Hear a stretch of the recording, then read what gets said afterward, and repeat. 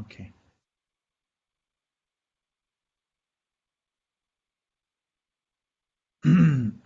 So please listen carefully with the proper Mahayana motivation or the Bodhisattva's motivation, which is to attain enlightenment for the sake of all sentient beings.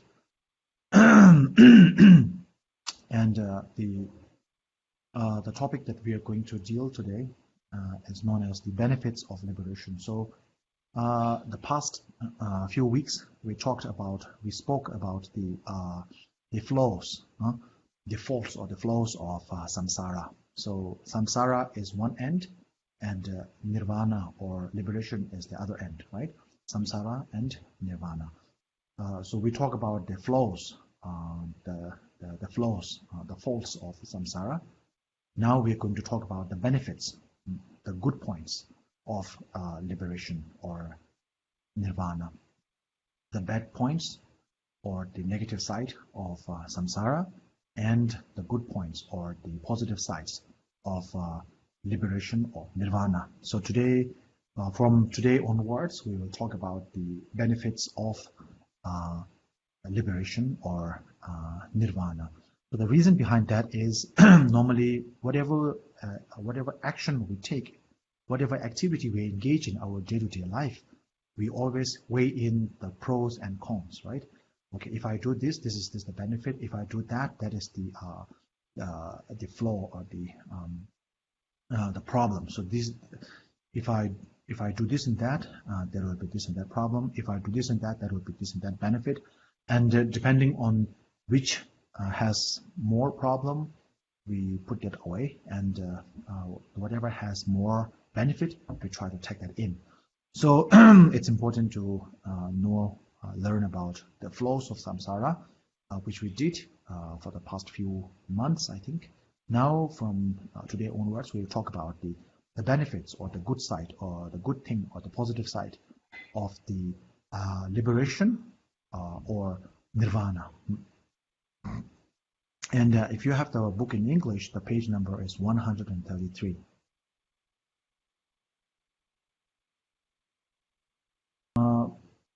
To begin with, this is the chapter number 5, and this chapter is the name of this chapter. The title of this chapter is called "The Benefits of Liberation." So when we talk about liberation, or when we talk about samsara, so when we say liberation, we are talking about the nirvana, right? Which is the ultimate liberation, ultimate freedom. So when we talk about nirvana, there is the cause for nirvana. When we talk about samsara, there is the cause for samsara. When the causes and conditions are all there, then the result is definite. When the causes and conditions for samsara is there, then samsaric experiences of suffering will be there. When the causes and conditions for liberation, ultimate liberation, which is nirvana, when the causes and conditions for nirvana is all, when you gather all the causes and conditions for nirvana, then nirvana is the definite result. There's no two ways about it. So we will talk about the causes and conditions leading to ultimate liberation or nirvana. The causes and conditions leading to liberation of the nirvana is so first of all, you have to make your mind the term that we use is called workable. Mind has to be workable. Right now, our mind is so rigid. We cannot think the way we want to think. So when you are in a peaceful state of mind, it seems easy that you can. It seems like you can think of anything you want. But normally, when we go along with our day-to-day daily routines, it's quite difficult for us to think in the way other than that we are accustomed to.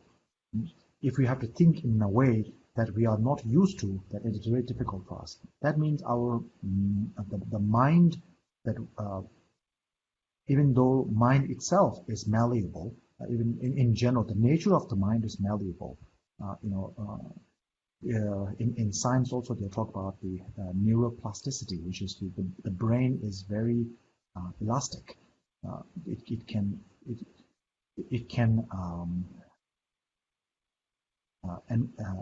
encompass a lot of information, and it actually can contain a lot of information or knowledges. But we are so accustomed to being rigid, being comfortable in the state that we are in, that whenever we were told to think outside the box, as we say, right? When we have to think, speak, or do something that we normally don't do, it's very difficult for us. So our mind is rigid in that way. Our speech or our verbal activities also becomes rigid that way. And because of that, our physical activities also become rigid. So it all starts with the rigidity of the mind. When the mind becomes rigid, when the mind becomes kind of hard shell, rigid, unmoving, then our actions, physical action, mental action, everything else also become rigid, more and more rigid.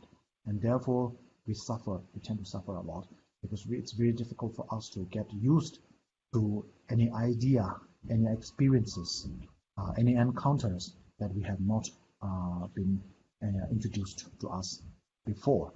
So because of that reason, it's important to make our mind more malleable. One example is, when the ground, when we have a dry ground, it's very hard. But if you pour water into the ground on the earth, the more water you pour in the earth becomes very kind of soluble, becomes malleable. You can actually make you can shape it into different, you can make it into different, shape it into different forms. So similarly, we should learn to make our mind more workable. And when I say workable, so there are many ways to work our mind, train our mind.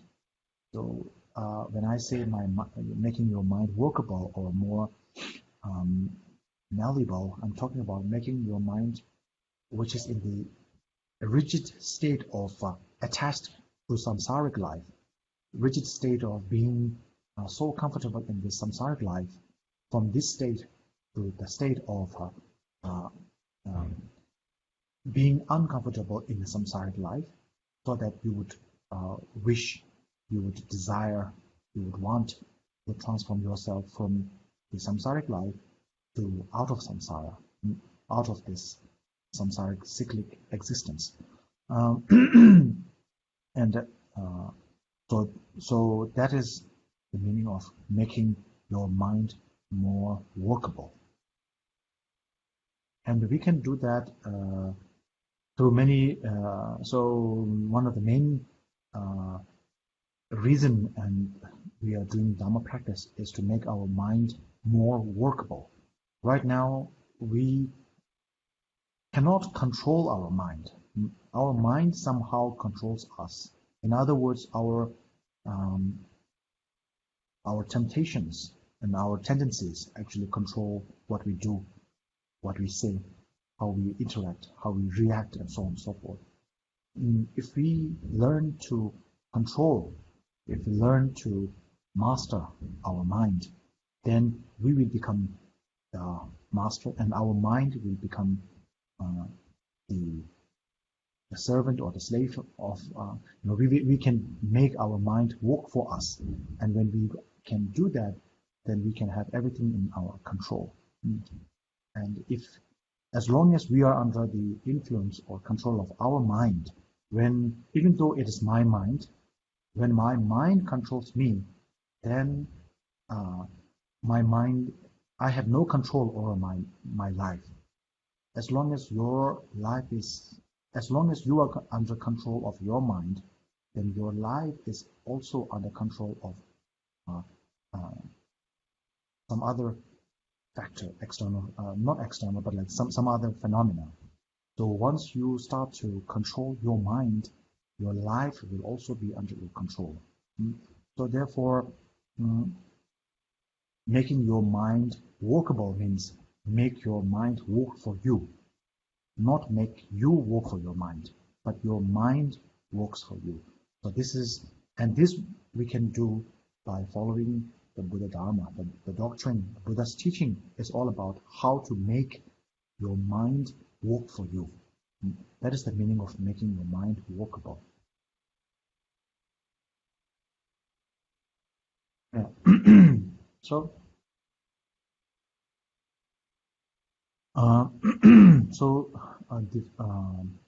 to make your mind workable, to make your mind workable, as I mentioned earlier, make your mind malleable, you need to follow the instructions of the Buddha, the teaching of the Buddha.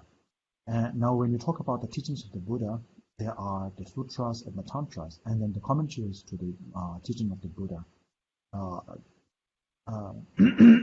Sutras are the teachings that were taught directly by the Buddha, and Tantra are the Vajrayana aspect or the esoteric practice, also taught by the Buddha. Then the Shastras, or the commentaries to the Buddha's teaching. And so one of the main reasons there is the commentary to the Buddha's teaching is because the teaching given by Buddha in the sutras and the Tantra were actually meant for the highly intelligent or highly intelligent students or disciples of Buddha's time, people who are most fortunate and also most capable, and who were able to understand the Buddha's teaching from what the Buddha directly spoke to them, and then able to reach a realization within a short span of time, sometimes within a couple months, sometimes within a year or so, sometimes just upon hearing Buddha's teaching, they come into realization. But since we are so far away from those things, we do need more instructions. We do need someone's instruction, guidance. We need guidance to lead us to the teachings of the Buddha. Even though Buddha's teachings were instructional, they are like instructional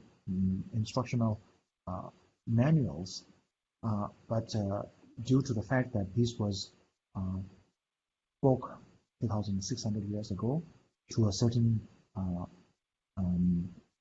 type of people, there needs to be interpretation, there need to be instruction, and so on and so forth. Which brings us into the topic of teacher, sometimes called the guru. So guru is a term used mostly in the Indian Buddhist, in Indian spiritual context. Guru is used in Hinduism. They use the term guru a lot.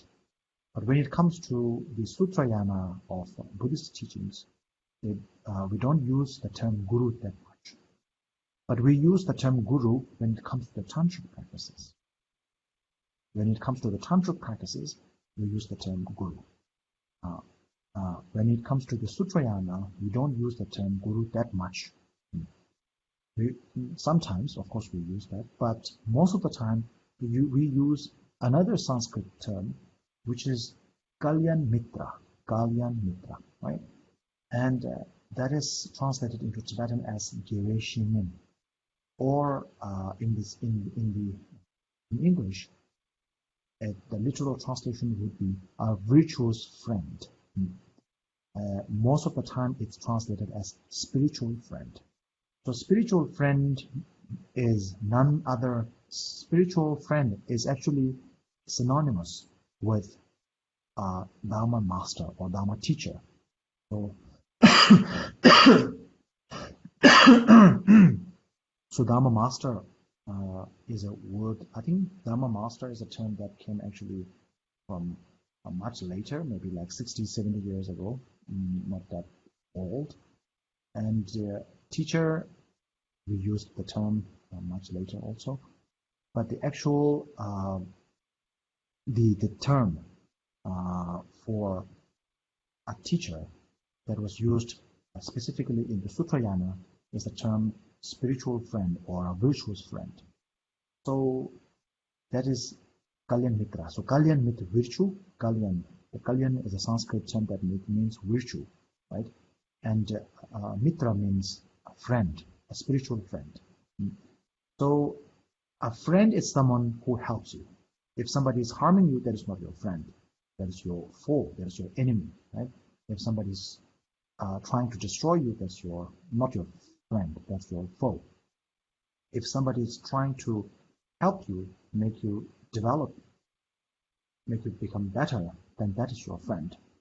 So a spiritual friend, or in other words, a teacher, should be someone who helps you to develop spiritually, who helps you to develop in a virtuous way. So anybody, this is very important, okay? Anybody who is bringing you down, okay? Whatever instruction, however popular, however famous, however attractive or, I don't know, eloquent that teacher is, by following that particular teacher, if your practices, if your spiritual endeavor is going downwards, then that person is not your teacher from a Buddhist perspective. That if that person is bringing you down, then that is not your teacher. That is not your spiritual friend. That is your spiritual enemy or spiritual foe. And whoever the person may be, like a beggar, somebody who seems to be ignorant, who seems to be very rude, who seems to be not a nice person, but at the same time, by interacting with that person, if it actually makes you develop further in a spiritual way, then that person is your spiritual friend. Or in other words, that is your real teacher. So this is very important. So we should never, I will tell you more about how to look for teacher and so on and so forth. But this is the definition of a Buddhist teacher or Dharma teacher. So Dharma teacher is a very simple word that we use in English, but actually the Sanskrit term is Kalyan Mitra, which means spiritual or virtuous friend. So anybody who makes you grow spiritually is your spiritual friend.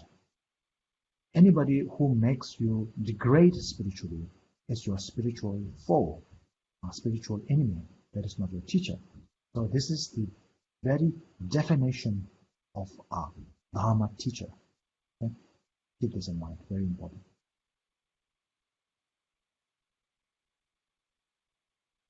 Oh yeah.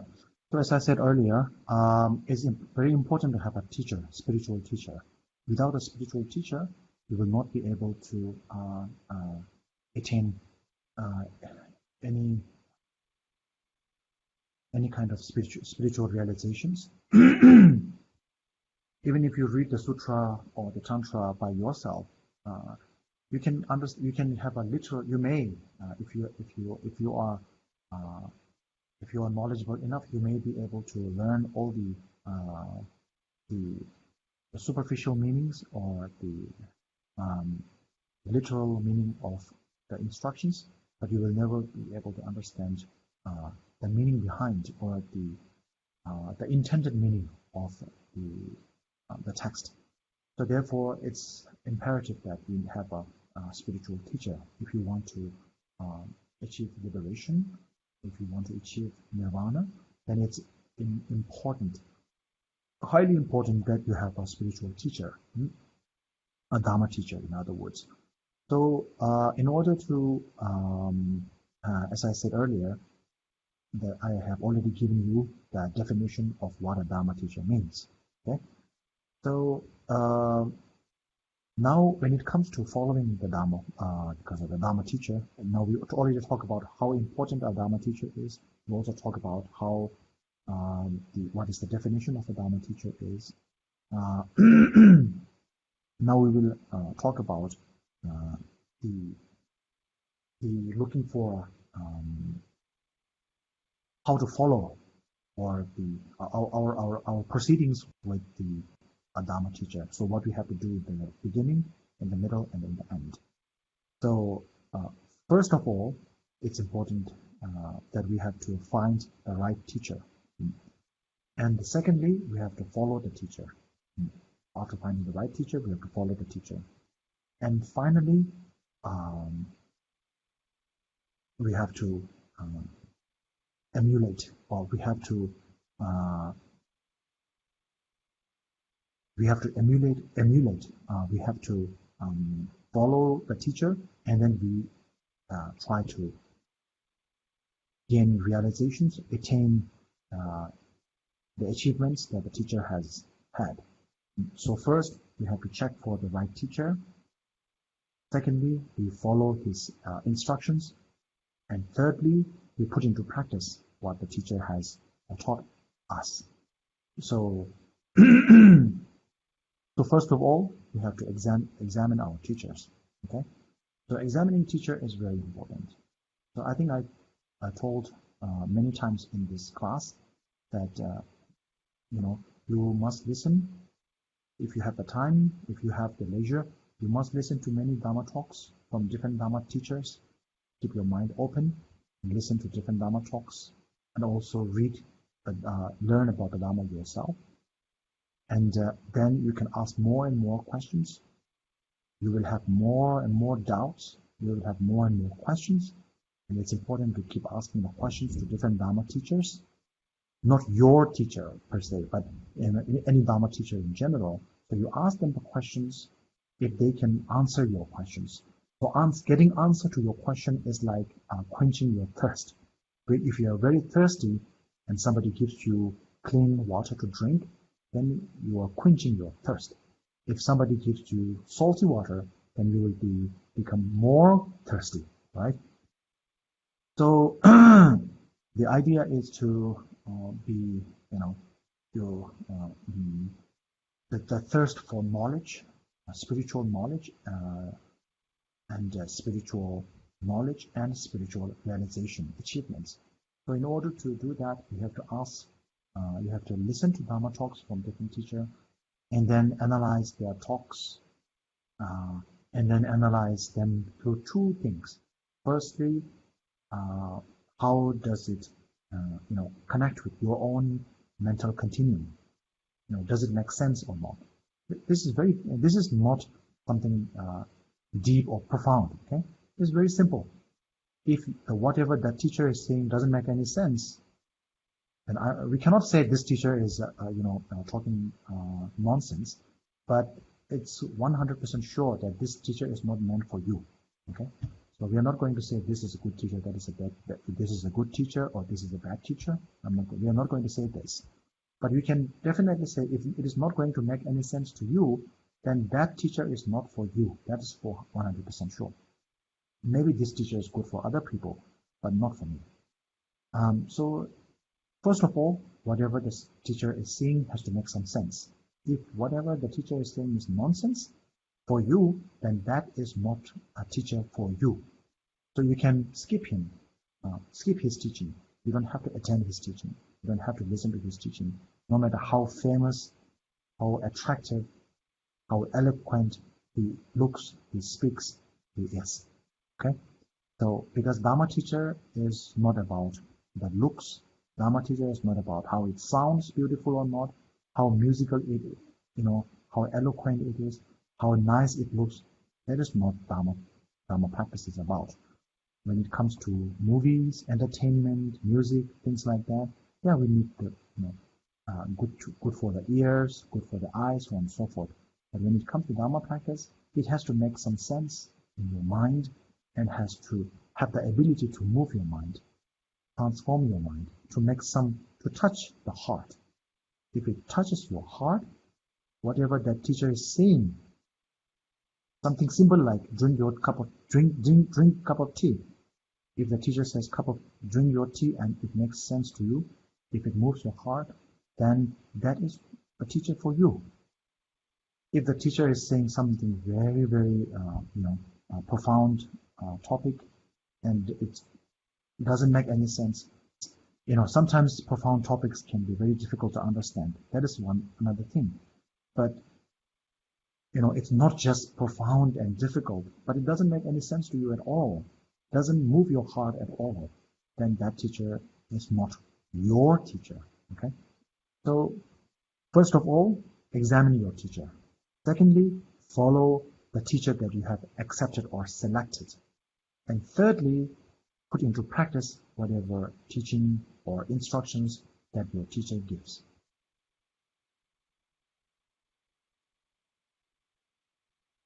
Yeah. So now, please come to page number 138 if you have the book in English. So here it talks about the examining of the teacher. Now we will go into detail. We will talk about the examination of teacher, how to follow the teacher, and then how to practice. Okay. So the first is to examine the teacher. Very important.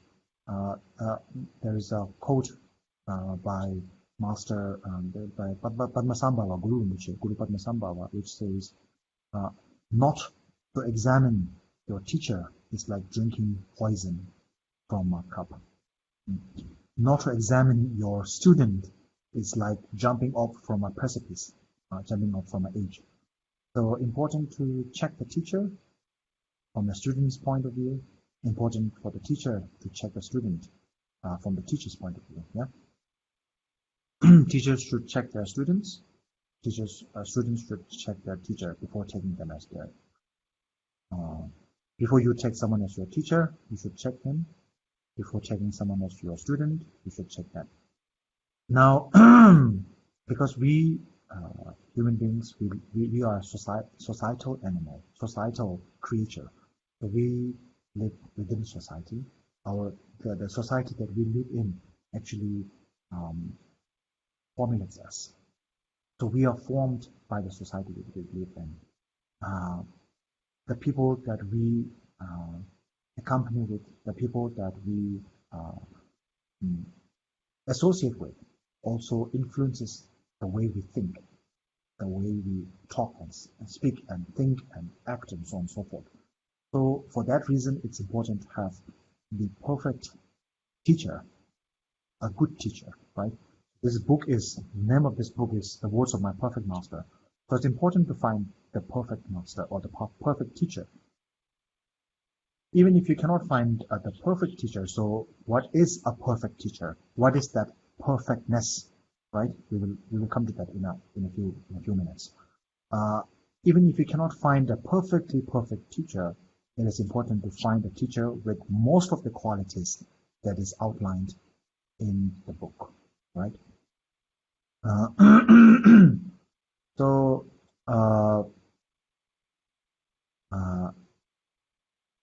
there is one quote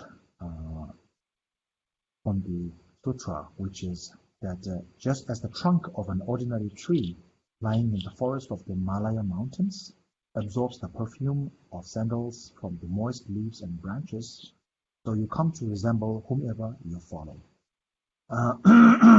It is said that in the Himalaya forest, that is in the southern India, where our monastery is, near those areas, there's a lot of the place where our monastery is situated in Mysore area. There's a lot of sandalwood, and so back then, in like 2,600 years ago, even those trees that does not grow, even the woods that does not grow sandalwood, even the trees that does not grow sandalwood also is fragrant with sandalwood smell, because the sandalwood trees are so much plenty among that region. So even the woods that are not from the sandalwood are also kind of drenched in that scent. So main point is that whomever you follow, you will, of course, when you follow a certain person, you will try to emulate that person. And then, teenagers, kids nowadays, they would want to wear. We talk about what is the word for that? Influencers, right? And people, children, teenagers and youngsters follow celebrities, influencers, and so on and so forth, because that whomever you are following, you actually try to copy or emulate that person. So when you have the perfect or the right teacher, then you will also follow in the same way in the spiritual world. So therefore, we will talk about the qualities that a teacher should have.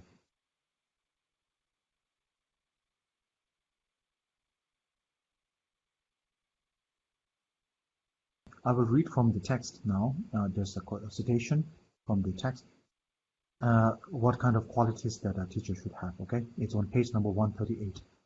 All the qualities complete according to the purest Dharma are hard to find in these decadent times. But trust the teacher who, based on pure observance of the three vows, so from this onwards, these are the qualities a teacher should have. The three vows is the Pratimoksha vow, the Bodhisattva vow, and the Tantric vows, right? So a teacher who observes the three vows, a teacher that is steeped in learning and great in compassion, right? So if the teacher has less knowledge than you, if you know more than your teacher, sometimes these are also a possibility. If you know more than your teacher, then that person is not deemed to be your teacher because you have nothing to learn from that person. So this means like, for example, you may be very well versed in the Sutrayana, but if you do not know anything about Tantra, and that teacher knows more about Tantra, then this person can become your Tantric teacher, but not necessarily Sutra teacher, because in the Sutra, you know more than the teacher, right? So now you understand. There are many teachers, like very, very great scholars back in during ancient times. Someone called the name of Atisha, who is a great scholar, a Pandita, someone who is well versed in all the 5 major sciences of that time.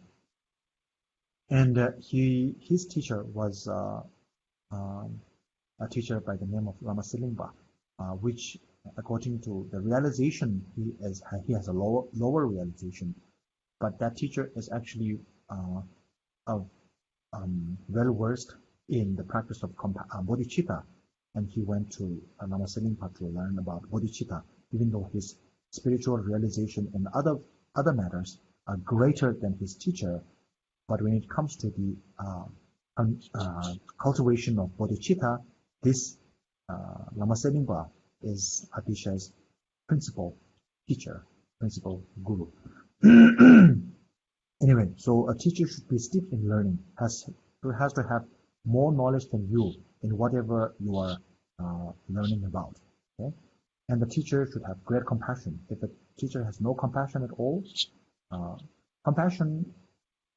if the teacher is lacking in compassion, then it is of no help to you, right?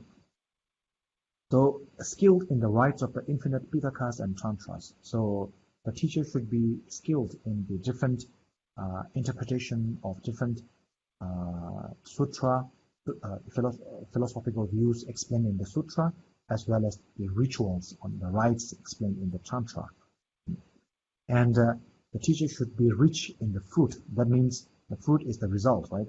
So whatever the teacher is supposedly practicing, that teacher should be rich in that fruit or that result. For example, if the teacher says, I am going to teach you about compassion, then the teacher should be compassionate.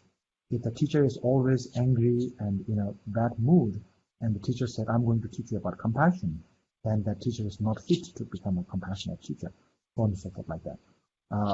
And the teacher should be rich in the fruit, which means the result, and the immaculate wisdom that comes through the riddance and the realizations. So riddance means getting rid of the negative emotions, such as if the teacher said, I'm going to teach you about how to get rid of anger, then the teacher should have some experiences of getting rid of his own or her own angry moments, and so on and so forth like that. So drawn by the brilliant flower of his 4 attractive qualities, fortunate disciples will gather like bees to follow him. So the 4 attractive qualities is something called the qualities of a teacher, qualities that teacher should have in order to gather or in order to take care of our student. So that is, let me just say it in Tibetan. So therefore, Koajin is to give or to provide. Yeah, Koajin is to provide the student with what they require. If the student is hungry, give them food. If the student is cold, give them clothes and things like that. Koajin, provide with what the student requires. Nyambamawa is to speak pleasantly, right? So if you speak pleasantly, it does not necessarily mean speak in a very smooth or soft way. You know, sometimes in order to help, you have to speak in a more harsh way. But it should be pleasant in the sense that it actually brings good result. It actually helps the student to develop. That is the pleasant way. Koajin, the Nyambamawa is to speak pleasantly. Koajin is to provide what the student requires. Nyambamawa is to speak pleasantly. Pun means to teach what the student needs to learn, right? So there are so many things to learn. The Buddha's teaching is vast. So you have to give the proper teaching that the student actually needs. Of course, we need to learn all the teachings of the Buddha, but at that particular moment, what the student needs to learn, we have to give them that. And then accomplishing or completing the tasks that the student requires you, the student wishes you to accomplish. That is not in contradiction to the Buddha's teachings, of course. Yeah, like that. So anyway, so these are the qualities a teacher should have. If the teacher does not have all of those qualities, he should have at least 1/3 of those qualities. I think it's time for Q&As.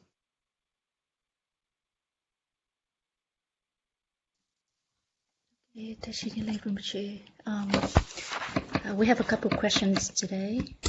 I'll read the first question. Prostrate to Rinpoche La. You mentioned that we need a teacher to help us shift our intellectual understanding to a full realization. Could you please explain a little more about how this works? Thank you, Rinpoche. It's a very good question. A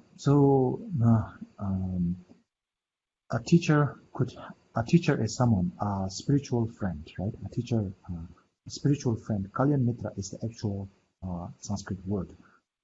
That means that is the actual term for a Dharma teacher. Okay, Kalyan Mitra or virtuous friend, someone who will help you to bring spiritual realizations.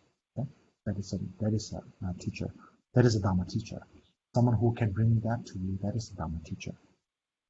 So, so your question is how does that work? How can somebody make you reach intellectual realizations in the spiritual realm? Now, there are 2 ways to read that. Okay, one is more of a general kind of way, and one is more specific. So, or individual based. Okay, so general is when a teacher, such as myself, I'm explaining to you the instruction that is taught in that is actually laid in the Dharma text. Even if you read the Dharma text by yourself, you may be able to understand literally what it means, but so there are so many things that you won't understand. For for which you need interpretation from instructions from a particular teacher. So that's why it is important to have a spiritual teacher, someone who has been taught and trained in this particular trade, so to tell you, to show you how it should be practiced, how to follow up this and that. For example, in this book, we just talk about the 4 attractive qualities. So, you can literally understand what we can, literally speaking, you understand what it's saying. It says 4 attractive qualities, but you do not know what 4 attractive qualities are until someone explains them to you, that these are the 4 attractive qualities, right? So you will need a teacher to explain everything in general. Okay, this is not a specific, this is the general one. In general, you need a teacher to explain to you what the Dharma, what to practice, what to do this, practice the 4 mindfulness, practice the compassion, practice bodhicitta, practice para, practice medicine Buddha, whatever.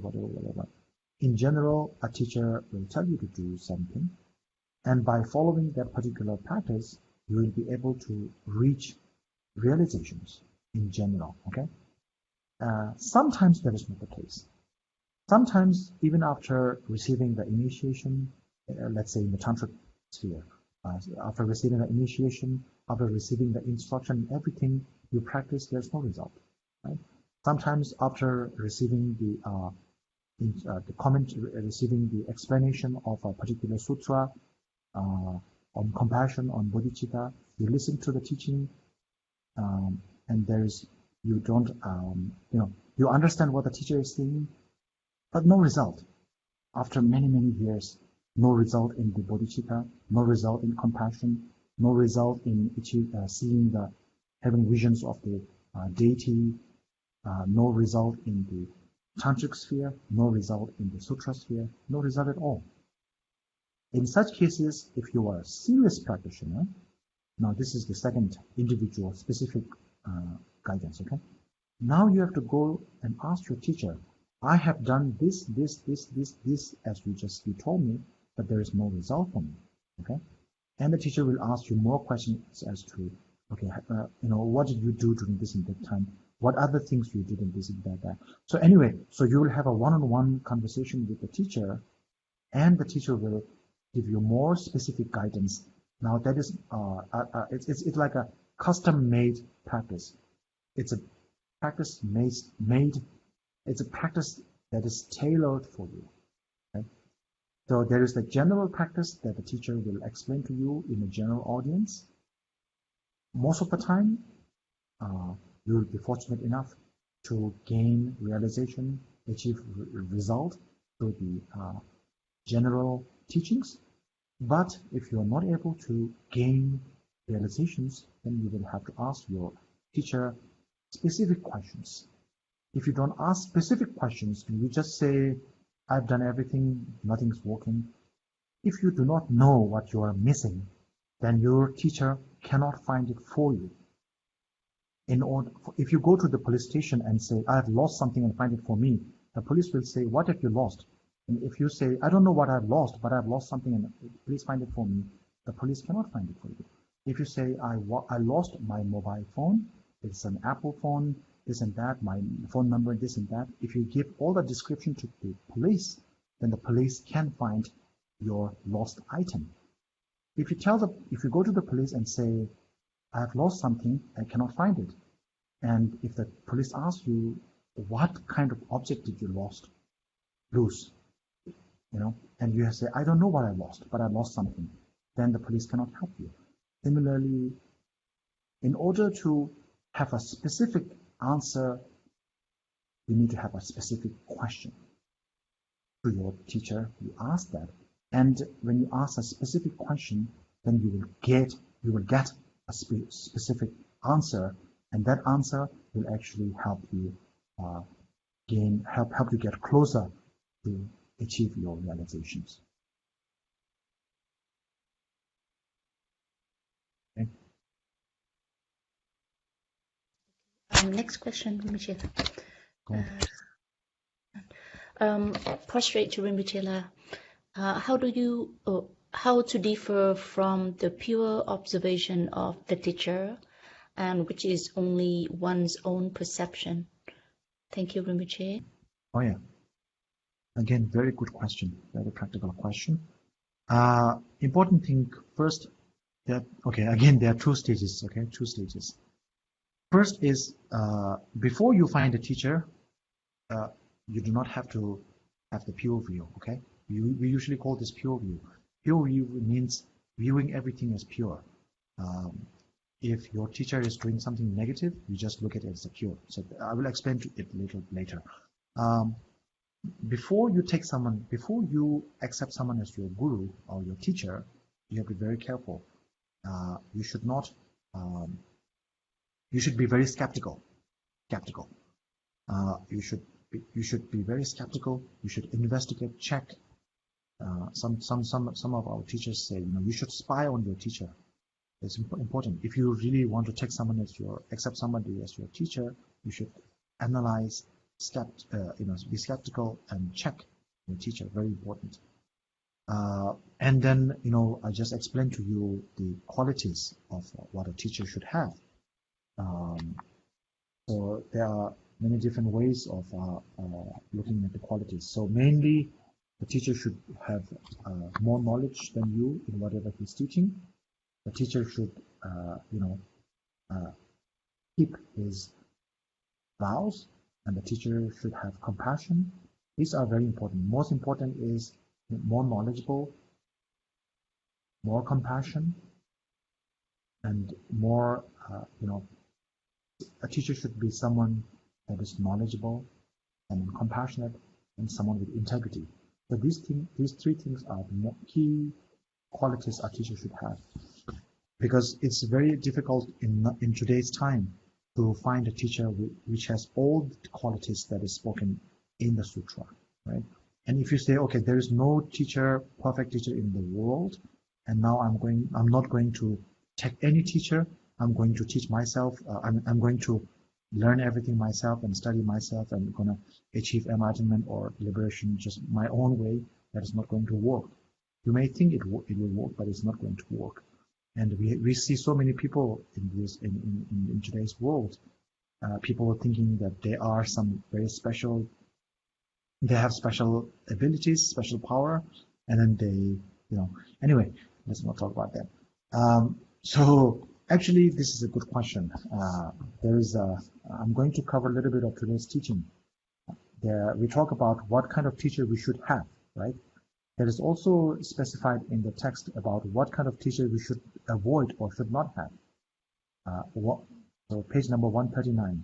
One of the teacher is a teacher that is like a millstone made of wood, meaning a teacher, just because that teacher is famous, is related to some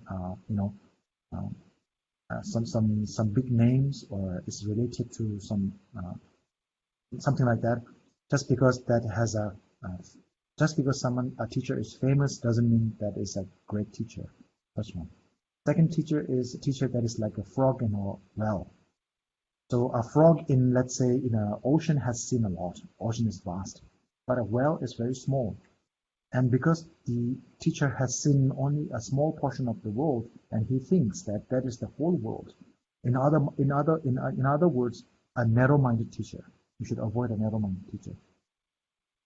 And then there are the teacher, the med guides, someone who has very little knowledge of the sutras and the tantras, but is smart in general, very smart person in general, but doesn't know the sutras and tantra well. And just because they understand a few words of the Buddha's few lines from the Buddha's text, for example, like Buddha said, don't harm others, be kind to other people, right? This is very easy to understand. And then we think you understand the whole essence of the Buddha's teaching. And because of that, now you are ready to teach and so on and so forth. And because these people can speak very eloquently, they do attract a lot of, unfortunately, they do attract a lot of people. When you teach genuine Dharma, people don't want to listen because it's very difficult to understand, comprehend.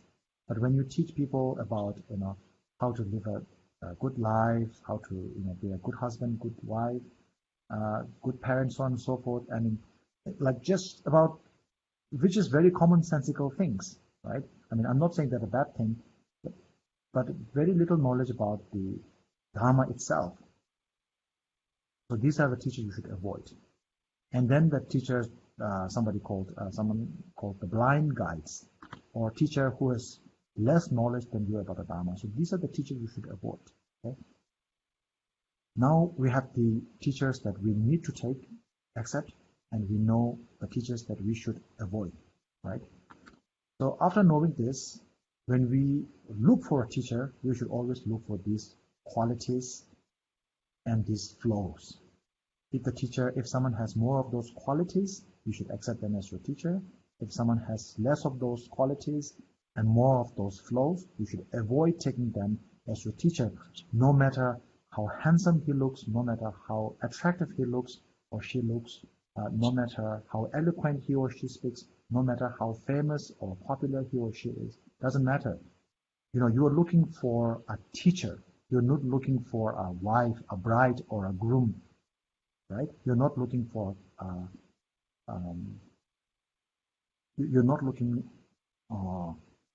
for such things. You're looking for someone to take you out of samsara. For that reason, you should look for a teacher with those qualities as mentioned earlier, and avoid teachers that has those flaws. Okay. Now, after you take someone as your teacher, doesn't matter what the teacher does, you should try to see the teacher with a pure view. If you fail to do so, then you will not be able to reap the benefits from his or her teachings. Now let's say, as we just discussed, there are the flaws and there are the qualities a teacher should have. Now, after taking someone as your teacher, okay, if the teacher starts to have more of the flaws, in the beginning the teacher is pretentiously made up those qualities, made you think that he has all those qualities, but later you find out that the teacher has none of those qualities and all of those flaws. If you find that, you cannot discard him as your teacher. If you disown or discard that person as your teacher, then your practices will all backfire. You should not discard, or you should not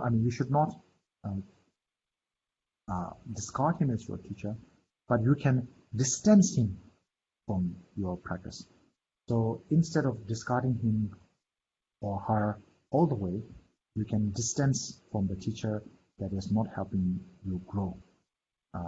If the teacher is dragging you, you already accepted somebody as your teacher, but that teacher is not helping you grow, but actually is dragging you down the lane, then you should distance yourself from the teacher.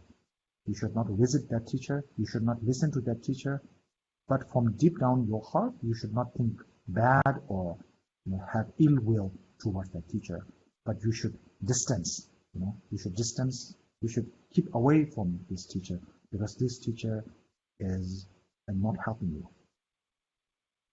It's actually dragging you down. Thank you, Michela. Thank you. No more questions. Yeah, thank you so much. Dedication, please. Yeah. Yeah,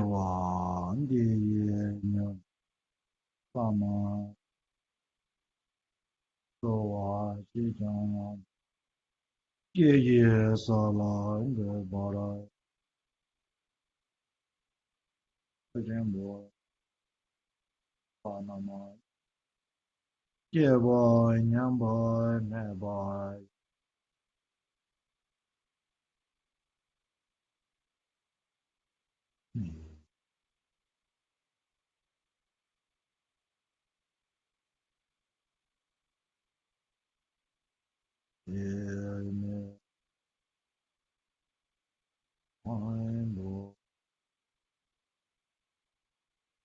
Yeah,